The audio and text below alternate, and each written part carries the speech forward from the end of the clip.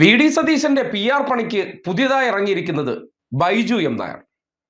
ഈ ചക്കിക്കൊത്ത ചങ്കരൻ എന്ന് നമ്മുടെ നാട്ടിൽ പറയില്ലേ, അതായത് നല്ലൊരു 916 ഉഡായിപ്പിനെ സഹായിക്കാൻ PR പണിക്ക് പണവും മേടിച്ചുകൊണ്ട് അല്ലെങ്കിൽ പണത്തിന് വേണ്ടി എന്ത് തെമ്മാടിത്തവും കാണിക്കാൻ ഒരു മടിയുമില്ലാത്ത ബൈജു എം നായരെ പോലുള്ള രണ്ട് സവർണ മനസ്സുകളുടെ ആ ഒത്തുചേരൽ നാട് കാണാതെ പോകരുത്.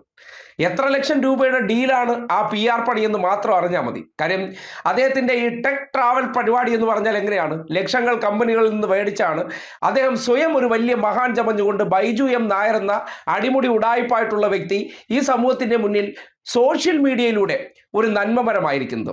ഒരു സംരംഭകയുടെ ജീവനെടുത്ത, അവരുടെ പണം അടിച്ചെടുത്ത ഒരു 916 കള്ളനാണ് ഇയാളെന്ന് സോഷ്യൽ മീഡിയ പോസ്റ്റുകളിലൂടെ തന്നെ അവരുടെ മകൾ ഈ സമൂഹത്തെ അറിയിച്ചിട്ടുണ്ട്. അങ്ങനെയുള്ള വ്യക്തി, അങ്ങനെയുള്ള സോഷ്യൽ മീഡിയ നന്മമരത്തിന് മുന്നിലേക്ക് വി ഡി സതീശൻ ഒരു ടെസ്റ്റ് ഡ്രൈവിന് ഇറങ്ങുകയാണ്.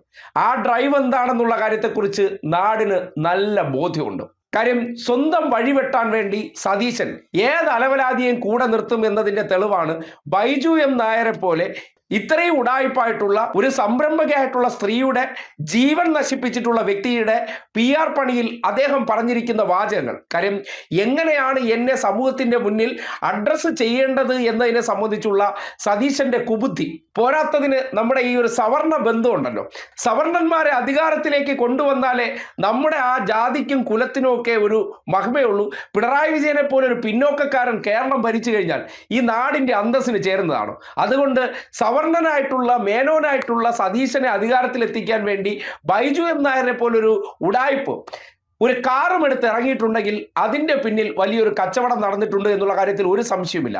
പിന്നെ ആ ചർച്ചയ്ക്കിടയിൽ സതീശൻ പറഞ്ഞൊരു വാചകമാണ് വലിയ കോമഡി ആയിട്ട് തോന്നിയത്. ഒന്ന് കേട്ടെ. ഇപ്പോ കേരളത്തിലെ എല്ലാ നഗരങ്ങളിലും നമുക്ക് പബ്ലിക് ട്രാൻസ്പോർട്ടേഷൻ സിസ്റ്റം നമ്മൾ ഇംപ്രൂവ് ചെയ്യണം. അപ്പൊ പബ്ലിക് ട്രാൻസ്പോർട്ടേഷൻ, നമ്മൾ വീട്ടിൽ നിന്ന് പുറത്തിറങ്ങിയാൽ നഗരത്തിൽ നമുക്ക് ഉദ്ദേശിക്കുന്ന ഡെസ്റ്റിനേഷനിൽ എത്താൻ പറ്റുന്ന പബ്ലിക് ട്രാൻസ്പോർട്ടേഷൻ വേണം. അപ്പൊ ആരും കാർ എടുക്കില്ല. ആലുവെന്ന് നമുക്ക് ഇപ്പോ മെട്രോ ഉണ്ട്, അത് കൾച്ചറായി മാറിയില്ല. കേട്ടല്ലോ, സതീശന്റെ വികസനങ്ങളെ കുറിച്ചുള്ള കാഴ്ചപ്പാടാണ്. ഏത് സതീശൻ?